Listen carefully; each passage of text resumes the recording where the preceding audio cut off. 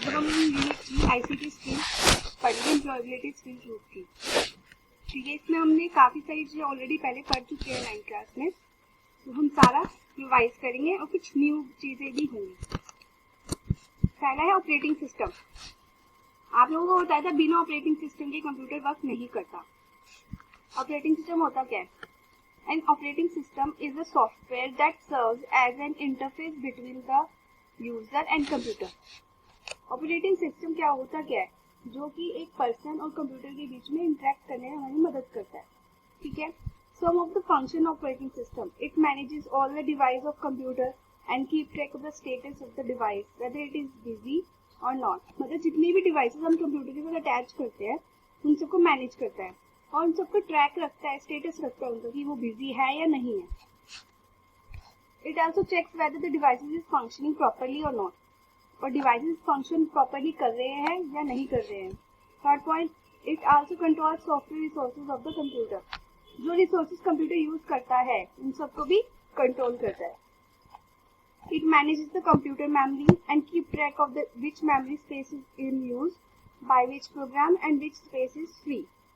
Computer memory को भी manage करता है और देखता है कौन सी मेमोरी की जो स्पेस है वो यूज में है और कौन सा प्रोग्राम उसको यूज कर रहा है और कौन सी स्पेस फ्री है।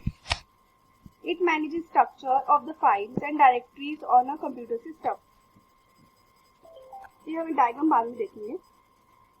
क्या होता है? फाइल्स के स्ट्रक्चर और डायरेक्टरी के स्ट्रक्चर होता है जो कि कंप्यूटर सिस्टम मैनेज करता है। It keeps track of the amount of disc space used by the specific file. कौन सी फाइल में कितना डिस्क स्पेस लिया है कंप्यूटर के अंदर। It allow you to create, copy, move and delete files. Create मतलब बनाना, कॉपी करना, मूव करना, डिलीट करना, उन फाइल्स को वो भी अलाउ करता है। Types of operating system. First one is DOS. DOS क्या होता है? Disk operating system. विंडोज जो कि माइक्रोसॉफ्ट ने डेवलप किया है। लाइनेक्स वो भी एक ऑपरेटिंग सिस्टम है जो कि फ्री और ओपन सोर्स सॉफ्टवेयर है। मोबाइल ऑपरेटिंग सिस्टम कौन कौन से होते हैं? Android, Symbian, Windows phone, iOS. ठीक है,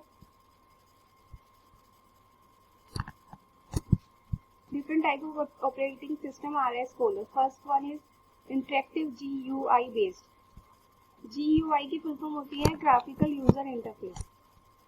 is a user-friendly operating system in which commands can be entered by clicking, double-clicking, right-click or mouse. क्या होता है कि जो हमारा कंप्यूटर होता है उसके अंदर क्या होता है? आइकन्स बने होते हैं, हम उसके ऊपर क्लिक करते हैं, कई बार डबल क्लिक भी करते हैं, कई बार राइट क्लिक करते हैं using mouse.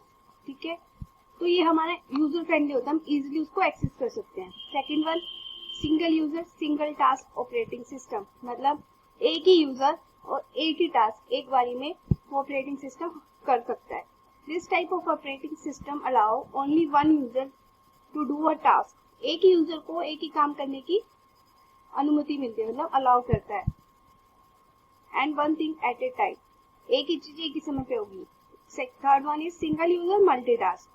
This type of operating system is used on desktop computer.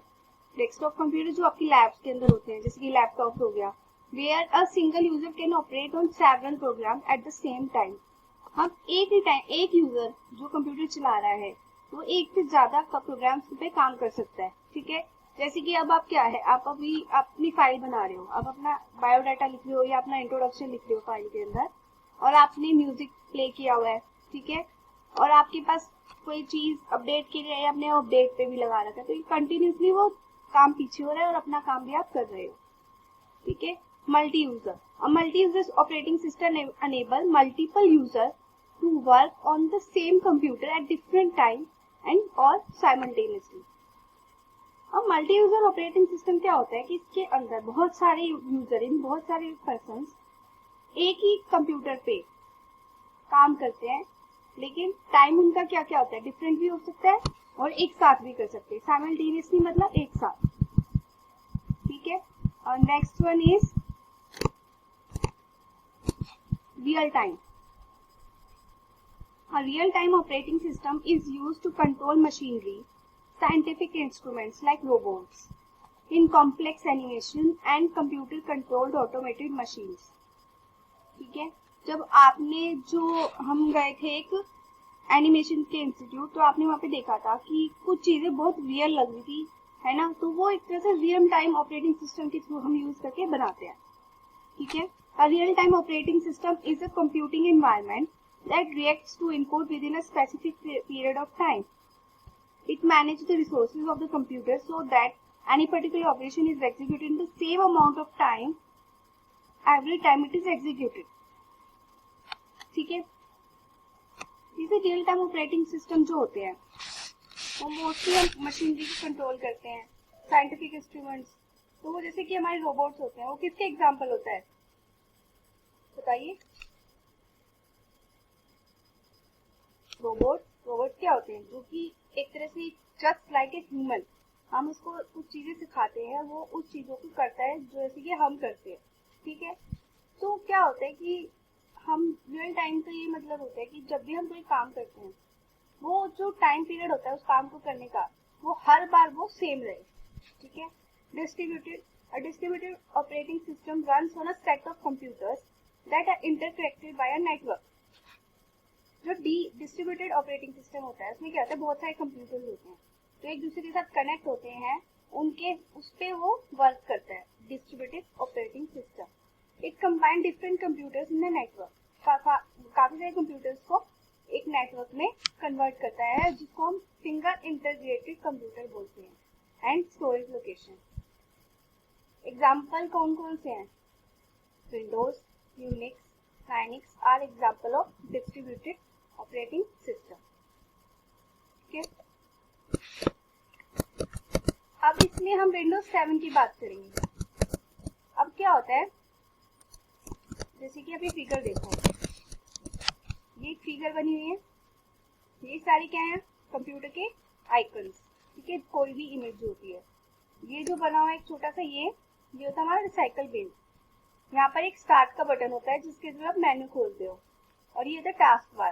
Task bar क्या होता है, जिसके अंदर आपने जो जो फाइल्स खुली हुई हैं वो आपको यहाँ पर पता चलेगा कि कौन कौन सी तरीके की फाइल्स खुली हुई हैं। और यहाँ पर आपका क्या आता है, वॉलपेपर, ठीक है।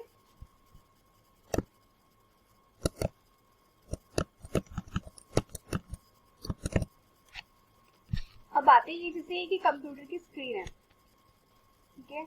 अब इसमें क्या होता है, यहाँ पे 3 बटन होते हैं, minimise, maximise and cross button, बंद करने का।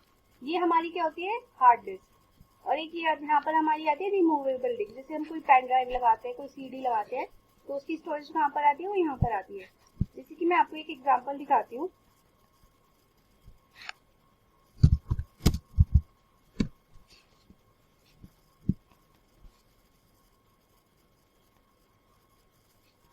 जैसे कि ये मेरा पीसी का है, यहाँ पर 3 बटन है,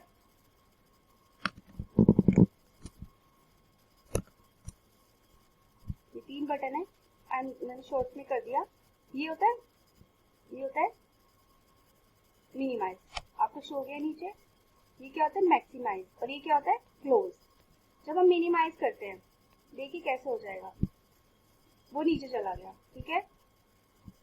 अब इसे मैक्सिमाइज करते हैं तो ये बड़ा हो गया, मैं इसको फिर से रीस्टोर डाउन करती हूँ तो ये नीचे आएगा, क्लोज करूंगी तो ये बंद हो जाएगा, ठीक है। ये हमारे कुछ फोल्डर्स हैं, यहाँ पर हमारी डिवाइसेस और ड्राइव्स आती हैं, कि जैसे मेरे में यहाँ पर क्या क्या है, लोकल डिस्क, CEF और ये DVD है।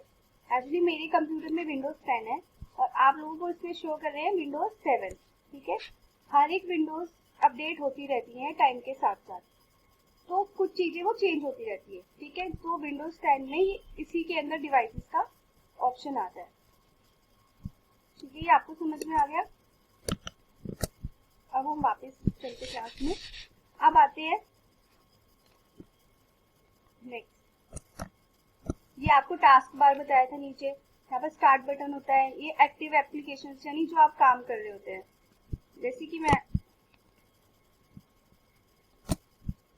ये नोटिफिकेशन एरिया, कोई भी नोटिफिकेशन आती है, यहाँ पे डेट और टाइम भी लिखा हुआ आता है, ठीक है।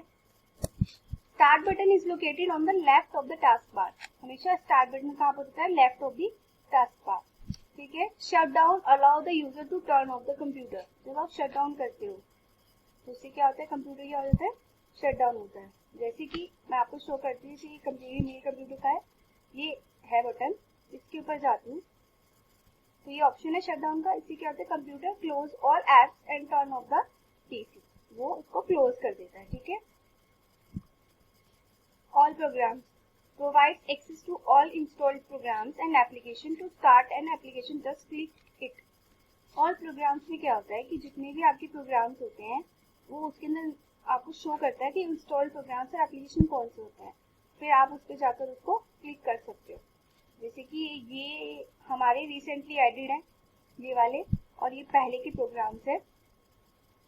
ठीक है। अब नीचे जाओगे तो ये काफी सारे अल्फाबेटिकल ऑर्डर में प्रोग्राम्स है।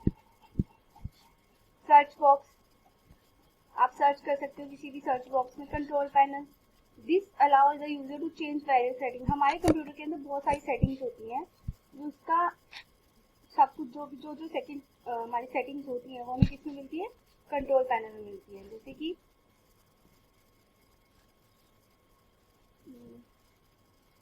कंट्रोल पैनल, एक मिनट मैं इसको सर्च करके दिखाती हूँ।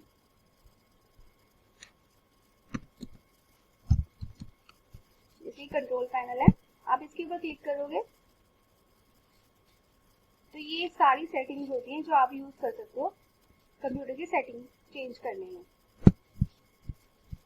उसके बाद आता है रिसाइकल बिन।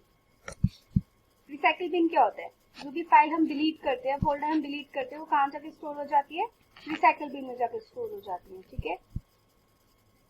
उसके बाद ये कुछ क्वेश्चन हैं। Start your computer, name the operating system in your computer, अगर किसी के पास है तो उसमें देख सकते हैं कौन सा है। ठीक है। कुछ क्वेश्चन है। Identify 3 main icons on the desktop and right their name. और ये वर्कशीट्स है आपको काम करने की। ठीक है। Now we are going towards the topic file concept, file operation, file organisation, directory structure and file system structure. अब फाइल्स और डायरेक्टरीज होती क्या है।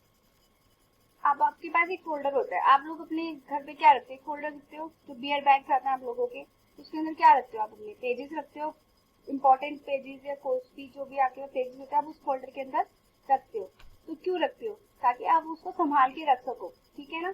तो ऐसे ही क्या होता है, फाइल्स तो हम बनाते हैं, जैसे कि डॉक्यूमेंट की फाइल बनाते हैं, एक्सेल की फाइल बनाते हैं, कोई पिक्चर हो गई, कोई वीडियो हो गई, ये क्या होती है, हमारी सारी फाइल्स होती हैं। तो हम उनको एक किसी भी फोल्डर में स्टोर करके रख सकते हैं, ताकि हम ऐसे हमें पता लग जाए कि हाँ इसके अंदर क्या है। जैसे कि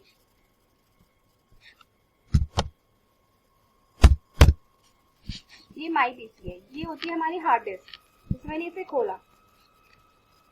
अब जैसे कि सेंटम के नाम से एक फोल्डर है। ठीक है। ये है फोल्डर के अंदर मैंने बहुत सारी फाइल्स रखी हुई हैं, डिफरेंट फाइल। और एक चार्ट मेकिंग का एक फोल्डर बनाया हुआ है, जिसमें भी कोई फाइल है नहीं, बट इसके चार्ट, इसके अंदर जीएल की फाइल्स होती हैं, गेस्ट लेक्चर की रिलेटेड फाइल, कोई पिक्चर्स या कुछ भी हो। तो ये सारी हम यानी कि फाइल्स एक फोल्डर के अंदर स्टोर करके रख सकते हैं। और ऐसा नहीं है कि एक फोल्डर बना लिया इसके अंदर दूसरा फोल्डर नहीं बना सकते, हम फोल्डर के अंदर फोल्डर भी बना सकते हैं। ठीक है। जैसे कि अब ये हिरार्की देखिए, ये डी ड्राइव है। ठीक है। जैसे मैंने आपको बताया था, मैंने अपना माई पीसी खोला, सबसे पहले मैंने क्या ओपन किया, ई ड्राइव। तो मान लो जहाँ पे डी ड्राइव लिखे मैंने वो ओपन किया। उसके बाद मैंने क्या ओपन किया, सेंटम ओपन किया। उसके बाद मैंने मान लो चार्ट मेकिंग ओपन किया। तो जैसे जैसे मैंने ओपन किया वो देखो यहाँ पर लिखा हुआ आ गया। पहले मैंने क्या ओपन किया था, डिस्क पीसी, उसके अंदर मैंने लोकल डिस्क की, फिर मैंने सेंटम, फिर उसके बाद चार्ट मेकिंग। तो ये क्या होती है, एक तरह से हिरार्की होती है। ठीक है। क्या होती है, हिरार्की। देखो E drive /centum /chart making 2070। ठीक है। उसको हिरार्की बोलते हैं। एक के बाद हमें क्या क्या चीजें ओपन करी है। जैसे डी ड्राइव है, डी ड्राइव के अंदर 2 फोल्डर है, एक होता है फोल्डर 1, एक होता है फोल्डर 2। फोल्डर 1 में क्या क्या है, फाइल 1, और उसके अंदर एक और फोल्डर है फोल्डर 3। फोल्डर 3 को जब हमने ओपन किया उसके अंदर फाइल 2 और फाइल 3। अब इस फोल्डर 2 के अंदर फोल्डर 4 है, और फोल्डर 4 के अंदर फाइल 5, 4 और फाइल 5 है। ठीक है। तो छोटी सी हिरार्की आपको एक्सप्लेन की गई है। ऐसा भी हो सकता है कि फाइल 2 और फाइल 3 के अंदर भी कुछ और भी हो। ये जस्ट आपको एक बताया हुआ है कि ये होती है मेन डायरेक्टरी, ये होती है इसकी सब डायरेक्टरी, ये इसकी सब डायरेक्टरी। ठीक है। और करंट डायरेक्टरी यानी करंट डायरेक्टरी मतलब होता है जो आपने करंटली ओपन किया है। ओके क्लास, आज यहीं तक पढ़ेंगे। Thank you.